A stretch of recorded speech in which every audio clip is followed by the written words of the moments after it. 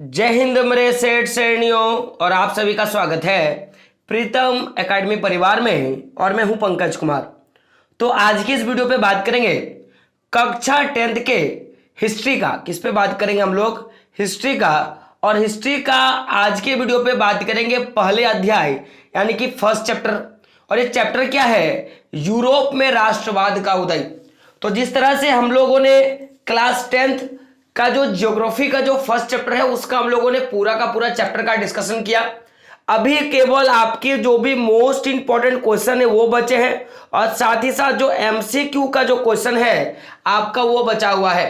तो आपको मैं बता दूं कि ये जो हिस्ट्री का सेशन चल रहा है इसके बीचों बीच में वो मोस्ट इंपॉर्टेंट क्वेश्चन का और एमसीक्यू का जो पार्ट है वो मैं डाल दूंगा। तो तब तक के लिए आप उन सारे वीडियो को अगर नहीं देखे हैं तो प्लेलिस्ट पे जाके क्या करें, एक बार वीडियो को जरूर देख ले। साथ ही अगर आप चैनल पे नए हो तो चैनल को क्या करें, सब्सक्राइब करें। और वीडियो के एंड में आपके लिए कुछ है जो कि आपको जानना क्या है, बेहद जरूरी है। तो बात करेंगे चैप्टर पे। चैप्टर क्या है माय डियर फ्रेंड? यूरोप में राष्ट्रवाद का उदय। तो गौर कीजिएगा, आपको एक क्वेश्चन इस चैप्टर से हर साल पूछा जाता है कि बताइए कि ये जो राष्ट्रवाद है, ये राष्ट्रवाद की अभिव्यक्ति कहां से शुरू हुई?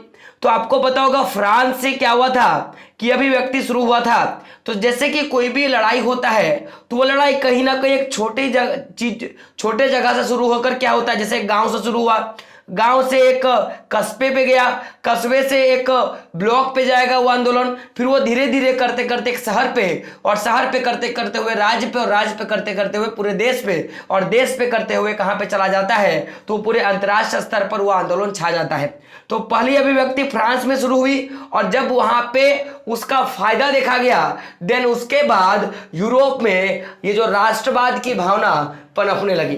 तो हम लोग इस पूरे वीडियो पे बात करेंगे कि आखिर किस तरह से राष्ट्रवाद की भावना जागृत हुआ, राष्ट्रवाद की भावना को किस तरह से फैलाया गया, और अंततः यूरोप में किस तरह से राष्ट्रवाद का उदय हुआ, और यूरोप के लोग ये जो राजशाही शासन व्यवस्था है उसको छोड़कर किसके ओर अग्रसर हुए?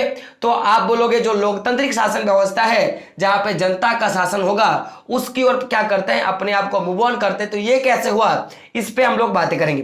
तो देखिएगा इस चैप्टर का जब आप शुरुआत करोगे तो आपको इस तरह से एक फोटो मिलेगा। तो इस फोटो के बारे में पहले बात करते हैं। तो ये फोटो क्या है और इस पे किन सारी चीजों के बारे में जानकारी दी गई है हम लोग इस पे बात करेंगे। यानी कि आज का आपका इंट्रोडक्शन का क्लास हम लोग क्या करते हैं, शुरू करते हैं। तो देखिएगा जो फिगर है वो फिगर को किसने बनाया था? तो एक व्यक्ति का नाम था फ्रेडरिक सरियो, और फ्रेडरिक सरियो के द्वारा टोटल 4 चित्र बनाया गया। और ये जो 4 चित्र है, इन 4 चित्रों के जरिए कहीं ना कहीं यूरोप में एक राष्ट्रवादी भावना उत्पन्न हुआ, या मैं बोल सकता हूं कि आपका पैदा हुआ। तो ये 4 चित्रों के बारे में पहले हम लोग पढ़ते हैं। तो क्वेश्चंस आपके बोर्ड एग्जाम में पूछता है, बताइए फ्रेडरिक सरियो कौन था? क्या पूछता है? फ्रेडरिक सरियो कौन था? और फ्रेडरिक सरियो के द्वारा जो 4 चित्र बनाया गया जिसमें से एक चित्र का जो श्रृंखला था जिसका नाम था यूटोपिया या कल्पना दर्श, जिससे क्वेश्चन जो है आपको देखने के लिए मिलता है। तो क्वेश्चन क्या है? फ्रेडरिक सरियो के 4 चित्र। तो गौर कीजिएगा 1848 ईस्वी में फ्रेडरिक सरियो के द्वारा 4 चित्रों की एक श्रृंखला बनाई गई थी। कितने चित्रों की? 4 चित्रों की। और ये बनाई कब गई थी? 1848 में। अब बात करेंगे विशेषता के बारे में। तो ये जो 4 चित्र बनाया गया फ्रेडरिक सरियो के द्वारा, इस चित्र में फ्रेडरिक सरियो ने सपनों का एक संसार रचा, और ये जो संसार रचा जिसका शाब्दिक अर्थ हम लोग क्या बोलेंगे, जनतांत्रिक एवं सामाजिक गणतंत्र से मिलाकर क्या किया गया था, इस पूरे के पूरे चित्र का वर्णन किया गया था, या इस चित्र को मैं बोलूंगा उखाड़ा गया था। तो क्वेश्चन पूछा जाता है कि बताइए फ्रेडरिक सरियो के जो 4 चित्र थे उनकी विशेषता क्या थी? तो आप क्या बोलोगे? इन चित्रों में फ्रेडरिक सरियो ने सपनों का एक संसार रचा, जो फ्रेडरिक सरियो के शब्दों में क्या है भाई? तो जनतांत्रिक एवं सामाजिक गणतंत्रों से मिलकर क्या था, बना था। अब आपका कभी कभी 1 नंबर का सीधा क्वेश्चन पूछता है, बताइए फ्रेडरिक सरियो कहां का व्यक्ति था और वो क्या काम करता था? तो फ्रेडरिक सरियो एक फ्रांसीसी चित्रकार था, यानी कि फ्रांस का रहने वाला था और ये चित्रकारी करता था। अब यहां से क्वेश्चन उठ के आता है, बताइए फ्रेडरिक सरियो का कल्पना आदर्श क्या है? फ्रेडरिक सरियो का कल्पना आदर्श या यूटोपिया या कल्पना आदर्श से आप क्या समझते हो, इस पे बात करेंगे। तो हम लोगों ने क्या देखा कि फ्रेडरिक सरियो ने टोटल 4 चित्रों की एक श्रृंखला बनाई, और इन 4 चित्रों की श्रृंखला का फ्रेडरिक सरियू के हिसाब से क्या मतलब था, तो जनतांत्रिक और सामाजिक गणतंत्रों से मिलाकर पूरा का पूरा भाव पैदा हुआ। और इन्हीं श्रृंखलाओं में से एक जो चित्र था जिसका नाम इन्होंने क्या दिया, यूटोपिया या कल्पना आदर्श दिया। तो आखिर यूटोपिया और कल्पना आदर्श इसका नाम देने का क्या कारण, उस पर बात करेंगे। तो नाम देने का कारण क्या है कि जो फ्रेडरिक सरियू ने जो चित्र बनाया उसमें उन्होंने क्या किया, एक समाज की कल्पना किया। क्या किया कि एक समाज की कल्पना किया, एक ऐसे समाज की कल्पना करना जो इतना आदर्श है कि उसका साकार होना लगभग असंभव है। क्या है, लगभग असंभव है। यानी कि फ्रेडरिक सरियू ने जिस तरह की चित्र बनाई और उन चित्र में जिस तरह का समाज का वर्णन किया गया या जिस तरह के समाज को छापा गया, वो इतना ज्यादा अच्छा था, या इतना ज्यादा मैं बोलूंगा कि आदर्श था कि उसका होना ये सोचना ही केवल आपका व्याप्त था, ऐसा हो नहीं सकता था। इस तरह का उन्होंने क्या क्या पूरा का पूरा संसार छापा। और इस संसार की सबसे बड़ी अगर मैं विशेषता बात करूं, या मैं फ्रेडरिक सरियू की जो चित्र बनाया गया आपका कल्पना आदर्श, इसका जो मैं अगर मैं विशेषता का बात करूं कि क्या विशेषता रहा है, तो चित्र में एक नारी रूपक को प्रतिमा के रूप में दिखाया गया। आप देख सकते हो यहाँ पे ये जो चित्र है आपका, इस चित्र में ये जो आप यहाँ पे एक लेडी देख रहे हो, ये क्या है आपका नारी रूपक है। तो नारी रूपकों का उपयोग फ्रांस की क्रांति से की जा रही है। जैसे हमारे यहाँ भारत माता है, भारत माता एक औरत के रूप में हम लोग भारत माता को सजाते हैं, तो उसी तरह फ्रांस में क्रांति को संबोधित करने के लिए बहुत सारे नारी रूपकों का प्रयोग किया गया था। तो उसी तरह फ्रेडरिक सरियू ने जो अपने कल्पना आदर्श का जो चित्र बनाया उसमें इन्होंने क्या किया, एक नारी रूपक की प्रतिमा दिखाई जिसके हाथ में ज्ञानोदय की मशाल तथा दूसरे हाथ में मनुष्य का क्या देखने के लिए मिला, घोषणा पत्र दिखा। आप देख सकते हो, आपको ये जो नारी आपको दिखा, तो इस नारी के यहाँ पे देख सकते हो, यहाँ पे एक नारी है। इस नारी का एक हाथ में आपको ज्ञानोदय का मशाल, यानी कि लोग जी इस संसार में जो कल्पना आदर्श का जो संसार बना, इस संसार में प्रत्येक व्यक्ति का ज्ञान जो है वो बढ़ा। और एक हाथ में यहाँ पे आप देख सकते हो, इसमें आपको क्या मिलेगा, जो भी मनुष्य का घोषणा पत्र की मनुष्य को क्या क्या चाहिए इसके बारे में उल्लेख जो है इस चित्र में किया गया है। अब अगला जो इसमें क्या है कि आप देखोगे क्या है कि प्रतिमा के सामने जमीन पर निरंकुश संस्थान का ध्वंसावशेष बिखरे पड़े हैं, यानी कि बस्तिल के किले का विध्वंस जो हुआ, तो उस बस्तिल के किले का विध्वंस जो है आपको यहाँ पे इस फिगर के सामने आपको देखने के लिए मिलेगा। अब अगला विशेषता आपको यहाँ पे क्या देखने के लिए मिला कि दुनिया के अलग अलग राष्ट्रों की पहचान उनके कपड़ों से की गई, ना कि उनके जाति बाध्यता के आधार पर। क्योंकि आप देखोगे यहाँ पे आप अलग अलग देश के झंडे आपको दिखेंगे, और ये इतने लंबे जो कतार आप देख रहे हो, यहाँ पे अलग अलग राष्ट्रों के लोग इस मैं बोलूंगा कि ये जो नारी रूपक है, जो लोकतंत्र का प्रतीक है, इसका मैं बोलूंगा कि क्या कर रहे थे, तो भ्रमण, या मैं बोलूंगा कि इसके चारों ओर क्या कर रहे थे, घूम रहे थे, इसको दिखाया गया। तो ये जो इतना आदर्श था कि लोग केवल एक ही आदर्श का, या मैं बोलूंगा कि लोग केवल लोकतांत्रिक व्यवस्था का सपोर्ट कर रहे हैं और उसी के आधार पे अपने आप को मॉडिफिकेशन कर रहे हैं। तो यही जो चित्र है ये इतना आदर्श है कि इसका साकार होना लगभग क्या था, संभव था। तो क्वेश्चन पूछा जाता है, बताइए यूटोपिया क्या था, आप क्या बोलोगे कि एक ऐसी समाज की कल्पना जो इतना आदर्श है कि उसका साकार होना लगभग असंभव है। बात करें आगे तो देखोगे नोट पे मैंने यहां पे लिखा कि आप कभी कभी क्वेश्चन पूछा जाता है, बताइए कि फ्रेडरिक सरियू ने जो चित्र बनाया इसका आखिर क्या काम था, इसका क्या मोटिव था। तो फ्रेडरिक सरियू का जो चित्र था इसका इस्तेमाल दुनिया के सभी राष्ट्रों के बीच भाईचारे के प्रतीक के रूप में किया गया। कि आप खुद ही देख सकते हो, ये जो प्रतिमा बनाई गई ज्ञानोदय की जो प्रतिमा नारी रूपक जो बनाया गया, इसके चारों ओर जितने भी लोगों ने अपने आप को रखा और अपने इस प्रतिमा का जिन्होंने परिक्रमा किया, तो इससे एक चीज क्या पता चला कि लोगों के बीच में ये जो भाईचारा है वो आपको यहाँ पे देखने के लिए मिला। तो चूंकि मैंने यहाँ पे क्या बताया, आपने यहाँ पे एक पॉइंट नोटिस किया होगा कि ये जो प्रतिमा के सामने जो जमीन वहां पे निरंकुश संस्थान, यानी कि निरंकुश संस्थान का, आपको पता होगा कि फ्रांस में किसका शासन व्यवस्था था, लुई 16 का। और लुई 16 का जो पूरा जो शासन व्यवस्था है वो किस तरह का था, निरंकुश शासन व्यवस्था।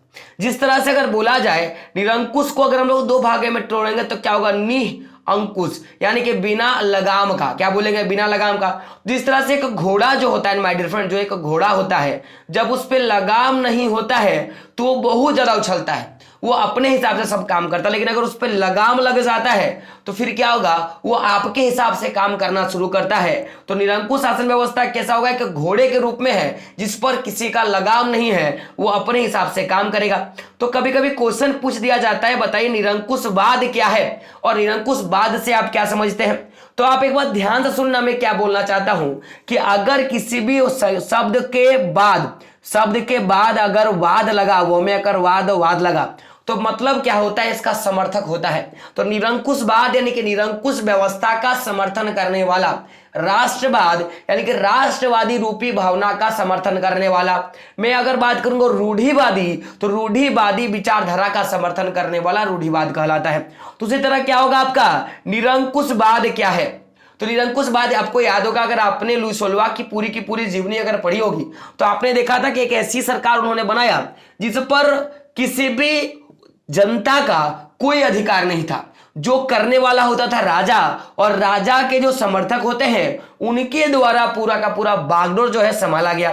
तो यानी कि मैं बोल सकता हूं कि ऐसी सरकार या शासन व्यवस्था जिसकी सत्ता पर किसी प्रकार का कोई अंकुश नहीं होता, इतिहास में ऐसी राजशाही सरकारों को निरंकुश सरकार कहा जाता है। मैंने क्या बोला, एक ऐसा घोड़ा जिस पर लगाम नहीं है। अब लगाम नहीं है तो अपने हिसाब से उछलेगा, कूदेगा, सब कुछ करेगा, और आपने उस पे लगाम लगाया, यानी कि आप उसको रुकने के लिए बोलोगे लगाम को खींचकर तो रुक जाएगा, आप उसको उठने के लिए बोलोगे तो लगाम खींचकर वो उठ जाएगा। तो पूरा का पूरा आपके लगाम पे क्या है, पूरा का पूरा डिपेंडेंट है।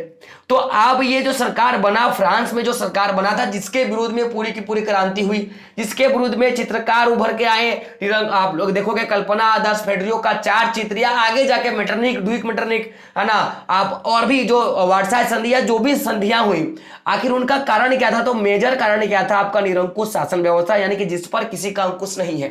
तो आखिर ये जो सरकार होगा, गौर कीजिएगा, एक ऐसा सरकार जिसपे अंकुश है और एक सरकार जिस पर किसी तरह का कोई अंकुश नहीं है, आखिर उस पे क्या अंतर होगा, थोड़ा हम लोग उस पर बात करते हैं, क्योंकि आपको वो जानना बहुत इंपॉर्टेंट है। तो अगर मैं बात करूं निरंकुश सरकार पे, तो निरंकुश सरकार जो होता है वो अत्यधिक केंद्रीकृत होता है। अब केंद्रीकृत का मतलब क्या होता है, गौर कीजिएगा कि अगर आपने क्लास 10 का जब आपको मैं पॉलिटिकल साइंस पढ़ाऊंगा, तो उस समय हम लोग सत्ता की साझेदारी में हम लोग देखेंगे कि जो भी पावर होता है, पावर का हमारे लोकतांत्रिक सरकार में विकेंद्रीकरण होता है। क्या होता है, विकेंद्रीकरण। तो विकेंद्रीकरण का मतलब क्या होता है कि पावर का जो एक पावर, मान लो कि एक राजा है, तो राजा ही क्या करेगा, अपने लोगों को सजा सुनाएगा, राजा ही क्या करेगा, चोर को पकड़ के लाएगा, राजा ही युद्ध लड़ने जाएगा, राजा ही क्या करने वाला है कि अपने वित्तीय भार को संभालने वाला है। तो ये जो पूरा का पूरा बागडोर है, यानी कि एक राज्य में जितने भी प्रमुख काम है और उसकी पूरी की पूरी शक्ति अगर एक राजा के पास है तो उसको बोलेंगे केंद्रीकरण। और अगर यही पावर को बांट दिया जाए कि युद्ध लड़ने फलना आदमी जाएगा, है ना, चोर को पकड़ने के लिए दूसरा आदमी जाएगा, और उसके बाद अगर फांसी देना हो तो उसके लिए सजा कोई दूसरा आदमी सुनाएगा, तो कहीं ना कहीं ये जो शक्ति है उसको बंटवारा कर दिया जाता है। तो लोकतंत्र सरकार में आपको क्या मिलेगा, जो ये पावर होगा वो केंद्रीकृत नहीं होता है, ये जो क्या होता है, ये विकेंद्रीकृत होता है। क्या होता है, विकेंद्रीकृत होता है। तो विकेंद्रीकृत होने का फायदा क्या है कि यहां पे जब सत्ता का अलग अलग जगह बंटवारा होगा तो फैसला सबसे अच्छा होगा, क्योंकि देखो अगर राजा का बेटा अगर चोर निकला तो राजा उस पर सुनवाई तो नहीं करेगा, लेकिन अगर सजा सुनाने का अगर अधिकार किसी और के पास है तो राजा का बेटा हो या किसी और का बेटा हो, सजा सुनाया जाएगा। तो कहीं ना कहीं विकेंद्रीकरण होना चाहिए। लेकिन निरंकुश सरकार में आपको क्या मिलेगा, केंद्रीकृत भाव मिलेगा। तो निरंकुश सरकार के सबसे पहला जो होता है वो क्या होता है, अत्यधिक केंद्रीकृत होता है।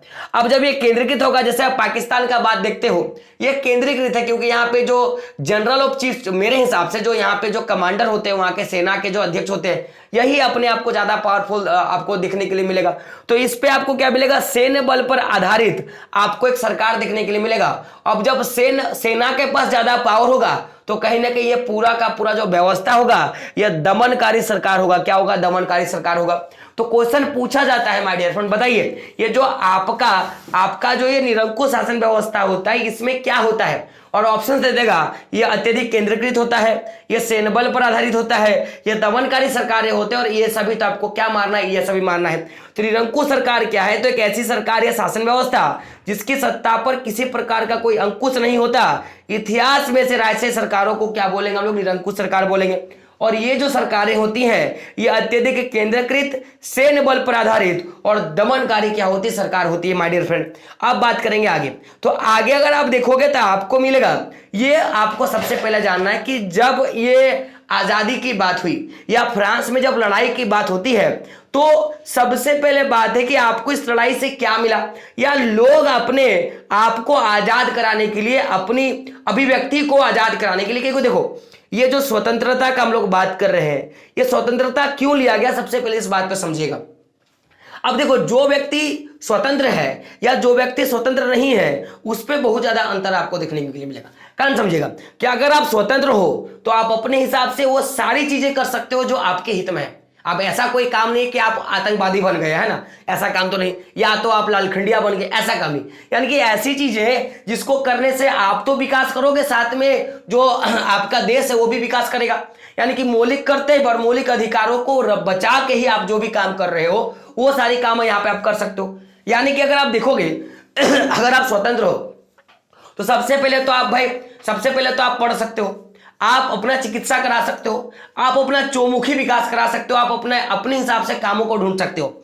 लेकिन अगर आप स्वतंत्र नहीं हो तो आप नहीं पढ़ सकते हो सही से, नहीं आप अपने बच्चों का विकास कर सकते हो। यानी कि मैं बोल सकता हूं कि आपकी जो अपनी आजादी है कि आप किसी, जैसे मान लो कि अगर अभी नरेंद्र मोदी हमारी सरकार चला रही है, अगर ये कोई गलत काम करते तो क्या हम इनको सरकार से हटा सकते हैं कि नहीं? आप बोलोगे गुरुजी हटा सकते हैं।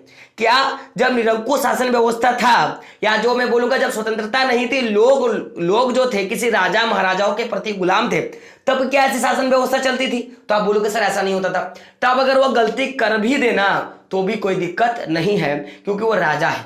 तो जब ये शासन व्यवस्था शुरू हुआ, यानी कि मैं बोलूंगा जब स्वतंत्रता की बात लोगों के मन में आया तो सबसे पहले लोगों के मन में क्या आया कि भाई आखिर ये जो राष्ट्र बनेगा, ये राष्ट्र राज्य जो बनेगा या जो ये राष्ट्रवाद बनेगा, इसको कैसे बनाया जाए। यानी कि राष्ट्र राज्य की और राष्ट्रवाद की जो अभिव्यक्ति है, यानी कि लोगों ने इसके बारे में सोचना शुरू किया और कहीं ना कहीं फ्रेडरिक सरयू की जो 4 चित्र बनाई, जिसमें कल्पना आदर्श जो आपका था, ये फ्रेडरिक सरयू का अपने राष्ट्र के प्रति जो अभिव्यक्ति है वो आपको क्या करके दिखा, प्रकट देखने के लिए मिला। तो क्वेश्चन आपका पूछा जाता है 19वीं सदी के यूरोप में राष्ट्र राज्य और राष्ट्रवाद की अभिव्यक्ति कैसे अस्तित्व में आया, ये आपका क्वेश्चन जो है पूछा जाता है। तो बात करेंगे हम लोग इस पे, तो समझेगा। सबसे पहला आप देखोगे तो 19वीं सदी के दौरान राष्ट्रवाद एक ऐसा ताकत बनकर उभरा जिसने यूरोप में राजनीतिक और मानसिक जगत में भारी परिवर्तन ला दिया। क्योंकि लोगों ने देखा कि राष्ट्रवाद, यानी कि लोग अगर आजाद हैं, अगर अपने शासक को चुन सकता है, अगर लोग अपने हिसाब से शक्तियां बना सकता है और उसको अच्छे से उपयोग कर सकता है और उससे जनता को कहीं ना कहीं फायदा हो रहा है, तो कहीं ना कहीं इसके कारण जो इन्होंने फ्रांस में देखा, कहीं ना कहीं इसके ही कारण लोगों के राजनीतिक और मानसिक जगत में परिवर्तन आपको देखने के लिए मिला। यह पहला कारण था। दूसरा कारण क्या था कि इन परिवर्तनों ने अंततः यूरोप में बहुराष्ट्रीय वंशीय साम्राज्य के स्थान पर राष्ट्र राज्य का उदय आपको देखने के लिए मिला। क्योंकि आप देखोगे अंततः जब आप पूरे लास्ट में पढ़ोगे तो आप देखोगे कि जो फ्रांस में लुई सोलवा का जो शासन व्यवस्था था उसको समाप्त किया गया। पहले 1789 के क्रांति में आपको पता होगा समाप्त किया गया, और पुनः जब वर्साई का संधि हुआ उस समय फिर से बुर्बोर राजवंश को बहाल कर दिया गया। तो कहीं ना कहीं तब तक लोगों के माइंड में वो मेंटेलिटी नहीं था कि भाई स्वतंत्रता जो है हमको क्या कर सकती है, स्वतंत्रता से हम लोग क्या प्राप्त कर सकते हैं। लेकिन जब लोगों के मन में राष्ट्र राज्य की भावना जागृत हुई तो जो ये बहुराष्ट्रीय वंश था, यानी कि राजा का बेटा शासन करेगा, उसका बेटा शासन करेगा, फिर उसका बेटा शासन करेगा, चाहे वो लायक है चाहे वो नालायक है, उससे कोई डिपेंड नहीं करता, शासन करता जाता। तो इसको कहीं ना कहीं हटाया गया जब लोगों के मन में और मानसिक में यह विचारधारा आया कि राष्ट्र राज्य और राष्ट्रवाद की जो भावना है वो सही मायने में देश का और देश के लोगों का क्या कर सकती है, कल्याण कर सकती है। तो उससे क्या हुआ कि राष्ट्र राज्य का उदय हुआ, यानी कि अब जनता जो है वो अपने हिसाब से राजा को और शासक को क्या कर सकता था, चुन सकता था। अब बात करेंगे आगे। यूरोप में लंबे समय तक ऐसे ही आधुनिक राज्य की गतिविधियों और विचार विकसित हो रहे थे जिसमें स्पष्ट रूप से परिभाषित क्षेत्र के प्रभुत्व पर केंद्र शक्ति हो और साथ में जब ये पूरी की पूरी बातें चल रही थी तो ये भी लोगों के सामने आ रहा था कि जो हमारा आधुनिक राज्य बनेगा, यानी कि जो हम लोग अभी राजा का बेटा राजा जो हम लोग कर रहे हैं, इसको हटा के जब एक नया राज्य यानी कि आधुनिक राज्य का जब हम लोग निर्माण करेंगे तो उसकी गतिविधि और उसका विचार कर रहा था आदमी कि आखिर ये जो हम लोग नया आधुनिक राज्य बनाएंगे जिसका मॉडिफिकेशन हम करेंगे आखिर वो कैसा होगा।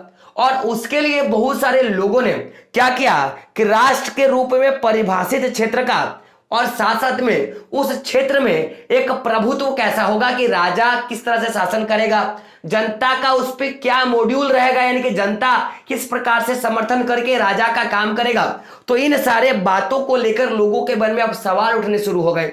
तो अब बात रहा कि यह परिभाषित क्षेत्र क्या होता है, यानी कि राष्ट्र क्या है, इसके बारे में हम लोग आगे पढ़ेंगे। और एक बहुत महान व्यक्ति है आर्नस्टडन, जिन्होंने राष्ट्र राज्य क्या है या राष्ट्र क्या है उसके बारे में अच्छा खासा एक डिफिनेशन दिया था, जो हम लोग अगले क्लास में हम लोग देखेंगे, लेकिन अभी हम लोग यहां पे देखेंगे। लेकिन बात करेंगे आगे बात करेंगे आगे क्या देख सकते हो कि परंतु राष्ट्र राज्य में ना केवल उसके शासकों का बल्कि उसके अधिकांश नागरिकों में एक साझा पहचान का भाव और साझा इतिहास या विरासत की भावना का विकास होना चाहिए। इस तरह का बात जो है लोगों के मन में आया कब, जब 1789 की क्रांति हुई और फ्रांस में एक छोटा सा जो आपका शहर था फ्रांस, यानी कि मैं बोलूंगा ये यूरोप के हिसाब से मैं छोटा बात कर रहा हूं, तो जो छोटा सा एक राज्य, छोटा सा जो एक पूरा का पूरा राज्य देश है फ्रांस, जो एक पूरा का पूरा जो यूरोप का जो एक छोटा, जैसे हमारा एशिया है, एशिया में अगर बात करूंगा तो आपको भारत मिला, उस तरह यूरोप में जो छोटा है आपका फ्रांस, यूरोप में जो छोटा है फ्रांस, उसमें जब राष्ट्र राज्य की भावना देखी गई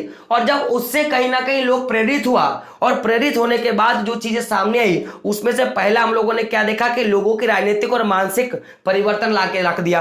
फिर हम लोग देखा कि जो बहुराष्ट्रीय वंश था उसको हटाया गया और राष्ट्र राज्य का उदय हुआ, यानी कि लोगों ने आप अपने राष्ट्र का चुनाव खुद किया और उसके शासन का चुनाव करना शुरू किया।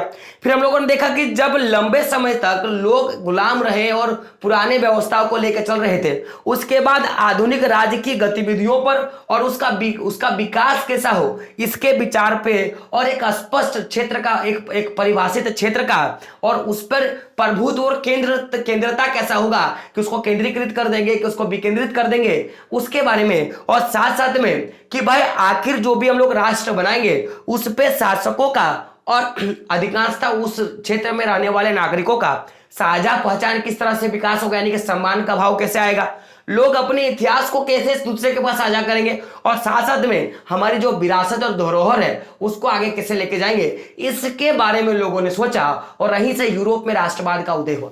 अब अगले क्लास में हम लोग देखेंगे फ्रेडरिक सरियो क्या बोलते हैं आपका आर्नस्टडन के बारे में, ये कौन था और आर्नस्टडन ने अपने राष्ट्र राज्य के बारे में क्या बताया, और फिर अंततः हम लोग देखेंगे अगले वाला जो वीडियो रहेगा कि आखिर फ्रांसीसी क्रांति क्यों हुआ और ये जो क्रांति हुआ वो किस तरह से पूरे यूरोप में फैला और यूरोप में फैलने के बाद यूरोप में राष्ट्रवाद का उदय हुआ और अंततः यूरोप जो है वो एक स्वतंत्र देश बन गया, एक स्वतंत्र क्या बना, देश बना। इसके बारे में हम लोग पूरा का पूरा डिस्कस करेंगे। तो आई होप वीडियो आपको समझ में आया है। आपने देखा ही होगा कि आपको मैं बता दूं, जैसे मैं हर बार आपको बताता हूं कि देखो सबसे बड़ी चीजें क्या होती है कि आप नोट्स बनाओ, क्योंकि जब तक आप नोट्स नहीं बनाओगे आपने जितना भी पढ़ा वो आपके माइंड पर नहीं रहेगा। तो नोट्स बनाना बड़ा इंपॉर्टेंट है और नोट्स एक आप बुक से बनाओगे और एक आपको मैं ये पीडीएफ दूंगा, क्योंकि देखो ये पीडीएफ कितनी अच्छे से मॉडिफाई किया गया, आप ये सामने से देख सकते हो, पढ़ने में मजा आ जाएगा। क्योंकि बोला गया, देखो आपने गौर किया होगा कि आप लोग अगर झारखंड से हो तो आपको इसे अच्छे से पता होगा कि अगर आपका कोई रिश्तेदार अगर मर जाता है तो आपको खाना मिलता है, तो खाना क्या होता है, बिना हल्दी वाला खाना होता है। क्या होता है, बिना हल्दी वाला आपको खाना दिया जाता है। तो बिना हल्दी वाला खाना और हल्दी वाले खाने में अंतर क्या है कि एक रंग का, कि आप हल्दी वाला खाना आपको अच्छा लगेगा देखने में, आप खा सकते हो, और बिना हल्दी वाला रंग क्या होता है कि देखने में अच्छा लगता तो उसको खाने में भी अच्छा नहीं लगता। तो उसी तरह अगर आपको एक नोट्स जो है वो आपके पास अच्छे से रहेगा तो आपको पढ़ने में भी मन लगेगा और आपको अच्छा लगेगा, क्योंकि कहा गया कि आपकी अगर बीबी या आपकी गर्लफ्रेंड अच्छी है तो बगल वाले को क्यों देखोगे आप, है कि नहीं। तो उसी तरह कहा गया है कि अगर आपके पास नोट्स अच्छे हैं तो आप टॉपर कर सकते हो माय डियर फ्रेंड। तो मेरा मानना है कि नोट्स अच्छे होने चाहिए और नोट्स के लिए मैं आपको सिंपल सा बात बताऊंगा कि आपको मेहनत नहीं करनी है, कि बल्कि प्रीतम एकेडमी से आपको क्या करना है कि आपको जो पीडीएफ है उसको बाय कर लेना है।